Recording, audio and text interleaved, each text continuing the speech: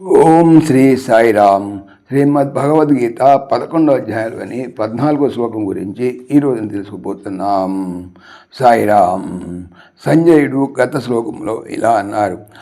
అప్పుడు అర్జునుడు నానా విధములుగా విభజింపబడి ఉన్న సమస్త జగత్తును దేవదేవుడగు శ్రీకృష్ణ భగవాన్ యొక్క శరీరమున అవయవము వలె ఒక్క చోట ఉన్నదానిగా చూచెను. ఇక ఈ రోజున చెప్పినటువంటి శ్లోకములు ఎలా అంటున్నారు సంజయుడు. తతః స విస్మయావిష్టో హృష్టరోమా ధనంజయః ప్రణమ్య శిరసా దేవం కృతాంజలి అభాషత.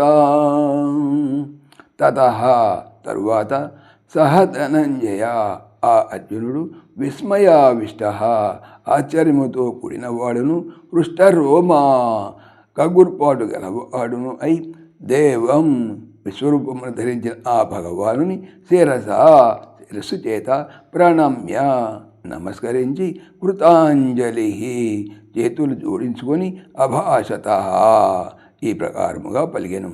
అటు పిమ్మట ఆ అర్జునుడు ఆశ్చర్యముతో కూడినవాడును గగుర్పాటు గలవాడునై విశ్వరూపమును ధరించిన భగవానుకు శిరస్సు చే నమస్కరించి చేతులు జోడించుకొని ఈ ప్రకారముగా పలికెను. ఇక్కడ శిరస్సు వంచి నమస్కరించుట, చేతులు జోడించుట మున్నగు క్రియలు వినయమును భక్తి అతిశయమును సూచించును. సాయిరామ్. జై శ్రీకృష్ణ. ఈ ఛానల్ సంబంధించిన పూర్తి వివరణ డిస్క్రిప్షన్లో చూడవచ్చును. జై శ్రీకృష్ణ. ఓం దేవకీ నందనాయ విద్మహే వాసుదేవాయ ధీమహి తన్నః కృష్ణ ప్రచోదయాత్. ఓం సర్వం శ్రీకృష్ణార్పణమస్తు. జై శ్రీకృష్ణ. జై జై శ్రీకృష్ణ. ఆత్మీయులకు మనవి, ఈ ఛానల్తో పాటుగా భగవానుడు అనంత మహిమల శ్రీ సత్యసాయి అనేటువంటి మరొక ఛానల్ను నా చేత చేయిస్తున్నారు. దీనికి సంబంధించిన లింక్ డిస్క్రిప్షన్లో చూడవచ్చు. సాయిరామ్.